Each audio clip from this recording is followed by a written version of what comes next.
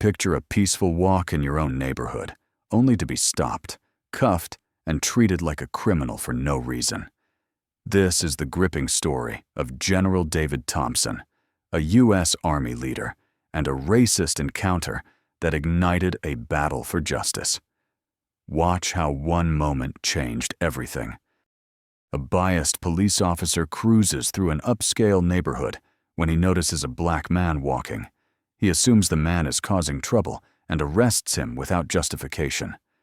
Later, the officer discovers he detained a high-ranking general in the United States Army. General David Thompson strolled along a tree-lined avenue, his steps quiet on the sidewalk. David, tall and athletic, bore the strength of his military service in his build. Despite his casual attire, his posture radiated authority. He had visited this area often, though few were aware. He owned a home nearby, bought years ago as a haven from his demanding career. This was his place to reflect, relax, and escape his duties. Today, he chose to walk, as he often did, savoring the late afternoon sun and the street's calm. The sun sank lower, casting long shadows as David continued, unaware of the events about to disrupt his quiet routine. For now, he was simply a man enjoying a serene summer afternoon, finding peace in life's small moments. Officer Robert Wilson adjusted his rearview mirror, driving slowly while scanning the neighborhood like a predator seeking prey. His patrol car moved at a crawl, its engine humming softly. It was a routine he'd performed countless times, ensuring this affluent suburb remained safe and orderly. Wilson took pride in his role, seeing himself as the community's protector. The neighborhood was quiet, almost eerily so. His hand rested on the steering wheel, fingers tapping to a faint tune over the car's hum. He observed familiar sights: bicycles against fences, gardeners trimming hedges, and occasional joggers or dog walkers. Everything seemed normal. Then he spotted him, a black man walking casually down the street. Wilson's eyes narrowed, studying the man's appearance. He was tall, muscular, in a plain white t-shirt and jeans, with a relaxed stride. Nothing about him seemed threatening, yet something triggered Wilson's suspicions. He didn't recognize the man, which alone made him wary. "Who is this guy?" Wilson muttered, keeping his gaze on the man. "What's he doing here?" With a decade on the force, Wilson trusted his instincts, which now suggested trouble. This was a wealthy, mostly white area. In his view, anyone who didn't fit was often suspicious. Perhaps the man was lost or scouting houses. Either way, Wilson wouldn't pass without investigating. He slowed his car further, matching the man's pace. As he drove by, the man glanced at the car, his face calm and neutral. Wilson's jaw clenched. That calmness annoyed him. It felt like the man thought he belonged here. Wilson disliked it. He decided quickly, pulling his patrol car to the curb and parking. He stepped out, adjusting his belt and radio. The man kept walking, seemingly unaware of Wilson's approach. Annoyance flickered in Wilson. He raised his voice, calling out. "Hey, you there!" Wilson shouted. The man stopped, turning to face Wilson, his eyes steady and fearless. "Yes, officer. Is something wrong?" he asked. Wilson paused, sizing the man up closely. His calm face and relaxed stance suggested he didn't view Wilson as a threat. This heightened Wilson's doubts. "What are you doing here?" Wilson demanded sharply. "Just walking," the man replied evenly. "Is that against the rules?" Wilson frowned, disliking the man's calm tone, which made him feel less in control. He stepped closer, shoulders squared. "I need to see your ID," Wilson said with authority. The man raised an eyebrow but didn't move. "Why? Am I suspected of something?" Wilson's patience thinned. "This is a private area. We don't often see people like you here. I can question anyone who seems out of place." The man sighed quietly, fueling Wilson's irritation. "I live nearby," the man said, "a few blocks away." I'm not doing anything wrong, officer. I'm just walking. Show me your ID, Wilson repeated, his hand drifting to his belt, where his radio and tools hung. He wasn't tolerating resistance. His training stressed control in such moments. The man slowly reached into his pocket, pulling out his wallet and showing his ID. Wilson took it, glancing at the name and address. Surprise flickered briefly. The address was local. Still, something felt off. Maybe the man's calm demeanor or Wilson's sense of duty. I haven't seen you around, Wilson said firmly. How long have you lived here? Several years, the man replied. I'm usually working, not out much. I don't see why this is needed. Wilson's face warmed. He disliked being questioned, especially by someone acting above suspicion. He gripped the ID tighter. Needed or not, I have a job to do, he snapped. We've had reports of suspicious activity.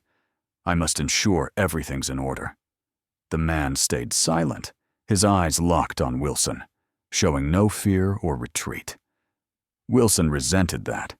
He was in charge, not this stranger who thought he could roam freely. Stay here, Wilson ordered. Don't move. He returned to his patrol car to run the ID, his heart beating faster with irritation and a hint of doubt. Glancing back at the man, who stood calmly waiting, Wilson's unease grew. Something felt wrong, but he dismissed it. He was a law officer. His job was to keep the area safe. He couldn't second-guess himself now. Wilson sat in his patrol car, watching the man through the rearview mirror while entering his details into the system. Unease lingered like a brewing storm. David stood on the sidewalk, feeling Wilson's scrutiny from afar. The street was quiet, broken only by birds chirping and the patrol car's hum. David kept his breathing steady, staying calm.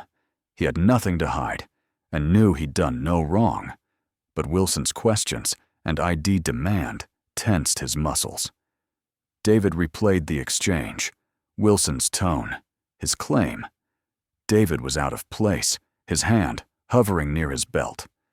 David recognized that look from his military service, suspicion mixed with authority, often aimed at those deemed different. It could escalate if not handled carefully. He glanced around. A few onlookers watched from windows or yards, curious. A man with a garden hose stared, water spilling. A woman with a dog held her phone, ready to record. David met her gaze briefly, and she looked away. He took a deep breath. This wasn't what he wanted, a confrontation. Wilson was still in his car, checking the ID, likely seeking a reason to justify the stop. David had seen this before, fishing for excuses. It frustrated him, but anger wouldn't help. Patience, he thought. Let it unfold. Wilson stepped out, ID in hand, his face irritated. He approached David, standing close, asserting dominance. Your record's clean, he said, sounding disappointed. But that doesn't explain your presence here. I told you, David replied calmly. I live here, I'm walking. That's it. Wilson's eyes narrowed. And I told you. We've had suspicious activity reports. It's my job to investigate. David held his gaze. I understand, officer, but I'm not causing trouble. I'm just walking. Wilson's frustration showed, his face flushed, brow furrowed. He noticed the onlookers and disliked being challenged publicly. David sensed the officer's growing edge. Look, Wilson said, voice low. We can do this easily, or the hard way. Tell me exactly what you're doing, or I'll take you in. Your choice. David felt anger, but restrained it. He knew this tactic, intimidation to provoke a reaction. I've told you all you need, David said evenly. You're making a mistake. Wilson's jaw tightened. The only mistake is someone thinking they can walk here without questions. Cooperate, or I'll escalate this. David's patience wore thin. He'd tried reasoning, but Wilson wasn't listening. This was about control, not safety, targeting David for his appearance. He glanced at the onlookers, then at Wilson. Officer, I'm not resisting, David said steadily. But I know my rights. You have no grounds to arrest me." Wilson's eyes flashed. "I decide what's right," he snapped, grabbing David's arm. "You're coming with me." David tensed as Wilson's grip tightened, his training urging action. But he knew resisting would worsen things. He let Wilson pull him to the patrol car, feeling the cuffs snap on. "Is this necessary?" David asked firmly. Wilson ignored him, pushing David toward the car. "Get in!" he barked. David sat in the back seat, hands cuffed, watching the confused onlookers. The woman with the dog was recording. David hoped that would prevent further escalation. As Wilson slammed the door, David felt frustration surge. He'd wanted a peaceful walk, yet now he was treated like a criminal because of his skin and assumptions. He heard Wilson radioing the station, voice tense. David leaned back, breathing deeply. This wasn't over, but he had to stay calm. This was bigger than him. A lifelong fight for respect and equality. Cuffed in the patrol car, David was reminded that battle was ongoing. The ride to the station was quiet but tense. David sat in the back, wrists bound by cold metal, ignoring Wilson's glances in the rearview mirror. The tree-lined streets gave way to busy town roads. David's mind raced, not with fear, but disbelief at how a walk had escalated. Wilson parked in the station lot, filled with police vehicles. He opened the back door, grabbing David's arm. The station buzzed with activity. Officers moving, talking on radios, carrying files. As Wilson led David inside, curious glances followed. Wilson marched him to the holding area, ignoring whispers. David felt the scrutiny. He'd sworn to protect the law, yet now he was paraded like a criminal.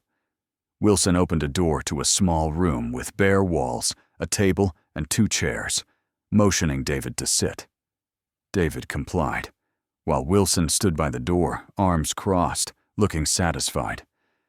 "You'll stay here until we sort this out," Wilson said curtly. David met his gaze. "Sort what out, officer?" "You have my ID. You know where I live. What more do you need?"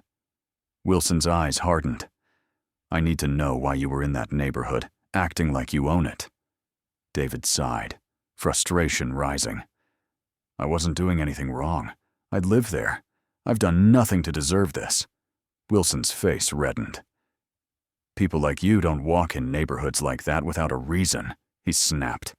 "You could have been casing houses." David's eyes narrowed. "People like me?" he repeated. "What do you mean, officer?" Wilson's jaw tightened, but he didn't answer.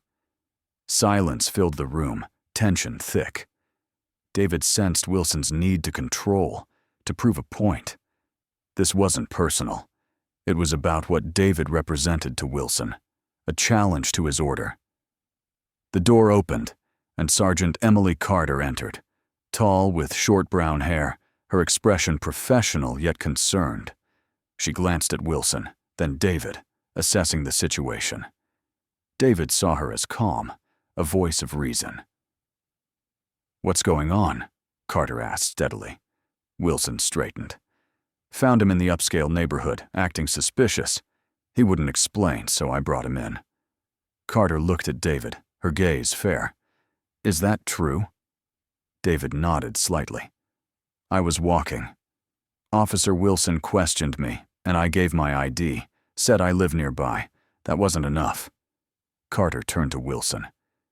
"Did you run his ID?" "Yes," Wilson said quickly. "It's clean, but you brought him in," Carter cut in, her tone firm. "On what grounds?"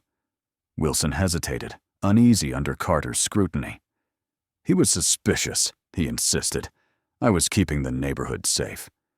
Carter sighed, arms crossed.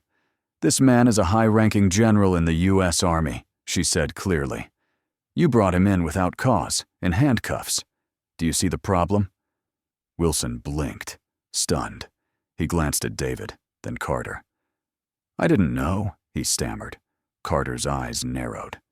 "It shouldn't matter who he is. Your job is to protect and serve, not judge by looks. This is unacceptable, Wilson. Release him now." Wilson fumbled with the keys, unlocking David's cuffs. David rubbed his wrists, feeling the ache. He stood, towering over Wilson, but staying calm. "Sergeant Carter," David said, "thank you for your professionalism. But this isn't just about me. It's about how officers like Wilson do their duty." Carter nodded. "I agree. We'll address this further, General Thompson. This incident will be handled properly." David looked at Wilson, still stunned. "I hope this is a wake-up call," David said quietly. "Judging by appearance leads to dangerous mistakes." Carter motioned to the door. "Let's go to my office," she said. "We need to discuss this." As they left the holding room, David walked beside Carter, feeling officers' eyes on him. This wasn't over, but it was a start. Change was needed, and this could be the spark. In Carter's office, David sat across from her as she wrote a report. Wilson stood outside, looking confused and embarrassed. David watched him, thinking of the long road ahead. It wasn't just one officer. It was the culture allowing such actions. David had fought battles. This was another, and he'd see it through. The fight for respect and equality extended to every street and interaction. Carter paused her pen, looking at David. "I'm sorry for what happened," she said. "We'll ensure this isn't ignored." David nodded. "It's not about apologies, Sergeant. It's about preventing this from happening again. To anyone," Carter agreed. "We'll start with Wilson and look at the bigger picture. Change takes time, but it starts here." Carter's office held an uneasy silence. David sat, hands on his knees, alert yet calm. Carter finished noting David's account, her pen resting on the desk as she considered next steps. Outside, the station's murmurs continued, but here, tension lingered. Carter took a deep breath. "General Thompson," she began, "what happened today isn't how we operate. Officer Wilson's actions were wrong. Such behavior isn't tolerated." David nodded, expression neutral. "I appreciate that, Sergeant, but this happens too often. It's not one officer. It's the mindset allowing it." Carter's eyes showed understanding. She knew David was right. It was about deeper issues. She'd joined the force to uphold fairness, and this incident showed how far they had to go. "General," Carter said, "I'd like your perspective, from today and your career, to help prevent this." David leaned forward, meeting her eyes. "Sergeant, I've served my life leading troops, making tough calls in combat, facing prejudice, subtle and overt. Today, I was treated like a criminal for walking in my neighborhood. I've fought for this country, yet I'm a threat because of my skin." Carter listened, face serious. "We're here to protect all, General. But you're right. Bias clouds judgment. Wilson's been a good officer, but this isn't his first issue." David nodded. "It's not just punishing Wilson. It's ensuring officers know their duty is to protect, not judge. Racial profiling breeds mistrust, and that's failure." Carter looked at her notes. She valued fairness, but knew not all shared it. "We're investigating Wilson," she said. "He's suspended, but we must review training and community engagement." David valued her sincerity. "Training's a start," he said, "but accountability matters. Officers must face consequences for the person profiled and the community." Carter nodded. "We'll hold Wilson accountable and revise our training programs. Our goal is to build trust, not just enforce the law." Just then, the door opened, revealing Officer Wilson standing hesitantly. Carter waved him inside. He entered, standing rigidly, his eyes flicking between Carter and David. "Officer Wilson," Carter began firmly, "General Thompson has shared his account of today's events. We've checked his background, confirming he's a high-ranking U.S. Army officer. Your actions were unprofessional and unwarranted." Wilson shifted, his face flushing. "I didn't know he was a general," he said defensively. "I thought he was up to something. I was just doing my job." Carter's gaze sharpened. Your job is to protect and serve everyone, not judge based on looks, she said. You detained a man without cause, treated him as a suspect, and violated his rights. That's not your job. That's failing at it. Wilson opened his mouth, then closed it, glancing at David briefly. I was just trying to keep the neighborhood safe, he said quietly. David stood, facing Wilson. Safety isn't about targeting those who look different, he said. It's about upholding justice and respect. I was just walking, yet you made me feel like a criminal in my own neighborhood. That's not safety. Wilson's shoulders sagged, his eyes dropping. I'm sorry, he muttered. I didn't mean for it to go this way. David studied him, sensing the apology stemmed more from fear than understanding. This isn't just about an apology, David said. It's about ensuring this doesn't happen again to anyone. Carter stood, her stance resolute. Officer Wilson, you're suspended effective immediately, she said. An investigation into your conduct will determine further actions. Wilson nodded, defeated, and left the office silently, the door closing softly. Carter turned to David. We'll do better, she promised. I'll make sure of it. David nodded. I believe you, Sergeant, he said. But this isn't just about Wilson. It's about changing the culture that permits such behavior. It starts with leadership like yours. Carter sat, thoughtful. Thank you for your patience, General, she said. This hasn't been easy, but your words will drive change. David exhaled, feeling the day's weight ease slightly. We all have a role, Sergeant, he said. Let's play it well. He stood, offering his hand.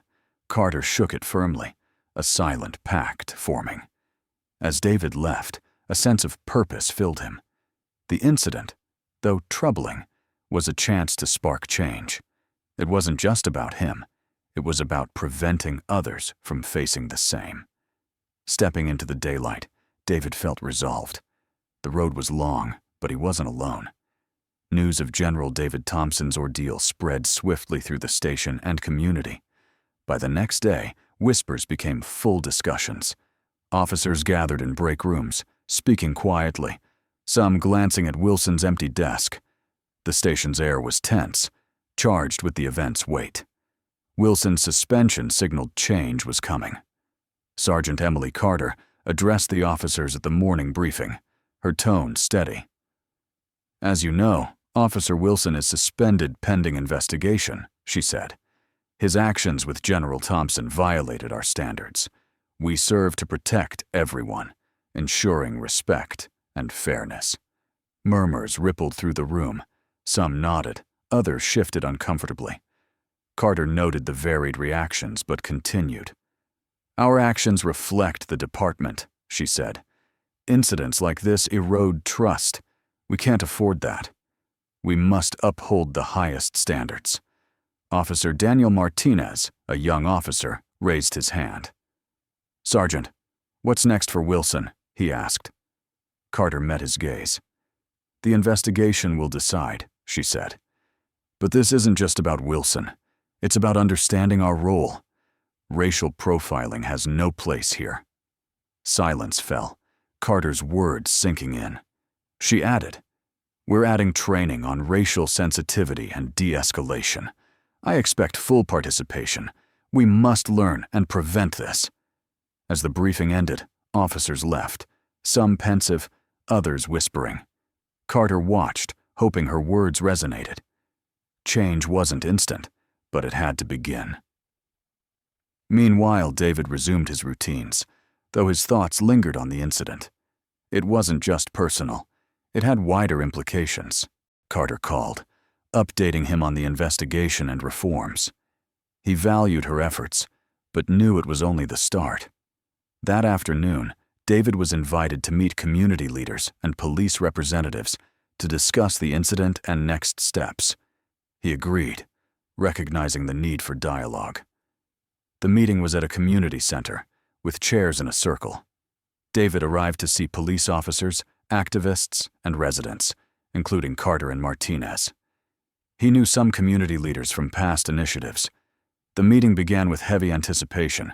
Mrs. Eleanor Harris, a kind yet firm community leader, spoke first. "Thank you for coming," she said. "This incident highlights issues we can't ignore. General Thompson, we value your presence here." David nodded, feeling all eyes on him. He spoke calmly. "What happened was wrong," he said. "But it's not just about me. It's about ensuring safety, respect, and fairness for all. It's about accountability." Officer Collins, beside Carter, spoke up. "We want to improve," he said. "We're committed to change, but it takes time. What should we prioritize?" David appreciated the question. "Start with training," he said, "on racial sensitivity and community engagement. Officers must protect, not intimidate. There must be consequences for crossing lines." Mrs. Harris nodded. "Trust is vital," she said. "Minority communities feel mistrust. We need police as allies, not adversaries." Carter spoke next. "We're implementing new training and reviewing stop and search policies," she said. "It's about education and prevention, building community partnership." Activist Jordan raised his hand. "Commitment to change is good," he said, "but we need transparency. Issues must be addressed openly, not hidden." David agreed. "Transparency and accountability are key," he said. "Words aren't enough. Actions must show change and prove voices are heard." The discussion continued, covering community programs, regular police resident meetings, and officers as allies. Ideas were exchanged, agreements made, fostering cautious optimism. As the meeting ended, Carter approached David. "Thank you for being here," she said. "Your input is crucial. We have work ahead, but we can make a difference." David shook her hand. "Change is hard, but necessary," he said. "I'll work with you to ensure safety for all." Carter nodded, determined. "We'll do it together," she said. Leaving the center, David felt hope. The talks were honest, constructive. Much work remained, but change was budding. David knew it would take time and effort, but he was ready. For himself, his community, and justice. The station's atmosphere shifted. Wilson's suspension sent a message, and briefings gained new gravity, emphasizing professionalism and accountability. Officers attended mandatory training on bias and de-escalation, sparking tough but needed conversations. In one session, Martinez listened as a community relations instructor stressed recognizing implicit biases. A few years on the force, Martinez saw himself as fair, but realized he'd judged based on looks unknowingly. The training urged reflection on actions' impacts. After, Martinez caught Carter in the hallway. She'd been pushing for these sessions, driving change despite the challenge of altering ingrained culture. "Sergeant," Martinez said, "these trainings are eye-opening. Officers are talking differently. It's working." Carter smiled slightly. "That's the goal, Daniel," she said. "Change isn't instant, but every thoughtful officer is progress." Martinez nodded. "I've reflected on Wilson and Thompson," he said. "I've made snap judgments too. This training's showing me that." Carter touched his shoulder. "We all err," she said. "Learning and improving matter. Your awareness shows we're advancing." Walking on, Carter felt hope. Thompson's incident shook the department, but sparked reflection and a desire to improve. Resistance lingered, but many saw the need for change. David felt the incident's ripples. Neighbors called, some supportive, others apologizing for not intervening. He valued their outreach. Seeing it opened eyes. One afternoon, David was invited to a neighborhood association forum to rebuild trust. He agreed, valuing dialogue. The community center was full, with Carter and Martinez among officers present. David took the stage, facing a crowd of curious, concerned, and hopeful faces. "Thank you for being here," he said. "My experience was tough, but it unites us tonight. I believe in community power to create a safe, inclusive space." He paused. "But we must face hard truth. Bias and prejudice exist. Safety means respect for all, regardless of appearance." An elderly man raised his hand. "General Thompson," he said, "I've lived here 30 years. I never expected this. How do we prevent it?" And David nodded. "It starts with awareness," he said, "of our biases and actions' effects. Police are training, but it's on all of us to hold each other accountable for trust." A young woman spoke. "What can residents do?" she asked. "Engage," David said. "Attend forums, talk with neighbors, know your officers. Engagement strengthens community through relationships." Carter joined him. "General Thompson's right," she said. "We're changing, but need your help. We're your police, here to listen and improve." The forum lasted over an hour, with residents voicing concerns and suggestions. The atmosphere was open. Unlike the tension post-arrest, unity grew, a shared commitment forming. As the crowd dispersed, neighbors approached David, shaking his hand, thanking him, or sharing stories. He listened, offering encouragement, feeling community strength. Carter approached as the room emptied. "That was powerful," she said. "You've made an impact. People are listening." David smiled. "It's a start, Sergeant," he said. "We've begun a conversation. Change takes time, but tonight was progress." Carter nodded. "We'll keep moving forward, together," she said. Leaving the center, David felt renewed purpose. The challenging days had transformed, turning tides slowly. More work awaited, but he was ready. Change was real, and hope grew. Looking at the starry sky, David breathed deeply, believing in the right path. Weeks later, awareness settled over the neighborhood and station. Respect, bias, and justice talks echoed in homes and station halls. Progress was made, but work remained. David resumed his walks, noticing a shift. Suspicious stares became friendly nods. Neighbors once distant now smiled, eager to chat. David valued these signs of change taking root. One crisp morning, David walked the tree-lined streets, leaves crunching underfoot. Children played, their laughter filling the air. A woman with her dog smiled warmly. "Good morning, General Thompson," she called. "Morning, Anne," David replied, nodding back. A patrol car approached, and David tensed briefly, recalling the past. But he recognized Officer Martinez driving. Martinez lowered his window, smiling. "Good morning, General," Martinez said warmly. "How's your day?" David smiled, relaxed. "I'm well, Officer Martinez," he said. "Just enjoying the weather." Martinez nodded. "Good to hear," he said. "If you need anything, reach out. We're here for the community." David appreciated the gesture. "Thank you," he said. "It's good to see progress." As Martinez drove off, David felt gratitude. It wasn't just policies or training. It was a mindset shift, people engaging and learning. Passing neighbors offering friendly hellos, the neighborhood felt like home.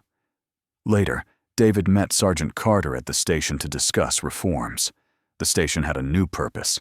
Officers greeted him as he passed. In Carter's office, she stood, offering a firm handshake. "General Thompson, thanks for coming," she said. "Please, sit." David sat, valuing her directness. "I've an update," Carter said. "Wilson's been dismissed. His actions violated policy. It's not just punishment, it's setting a standard." David nodded. "That was right," he said. "Wilson's actions hurt trust between police and community." Carter sighed thoughtfully. "Letting someone go is tough," she said. "But we need officers committed to fairness. We've added training on de-escalation and cultural awareness, plus community meetings." David was pleased. "These steps matter," he said. "I see officers interacting differently. People feel heard, Carter smiled. We're getting positive feedback, she said. The community's engaging more. A small attitude shift makes a big difference. David leaned forward. But we must keep going, he said. It's about culture, ensuring officers serve everyone without bias. Carter agreed. We've progressed, but there's more to do, she said. I'm committed, and others are too. David stood, offering his hand. Thank you, Sergeant, for your leadership, he said. Change is hard, but we'll make it together. Carter shook his hand. Thank you, General, she said. Your courage sparked this. We won't forget. As David left the station, he felt closure. From suspicion and hostility, the incident led to dialogue and change. It showed tough moments could drive growth. David was proud, but knew vigilance was key.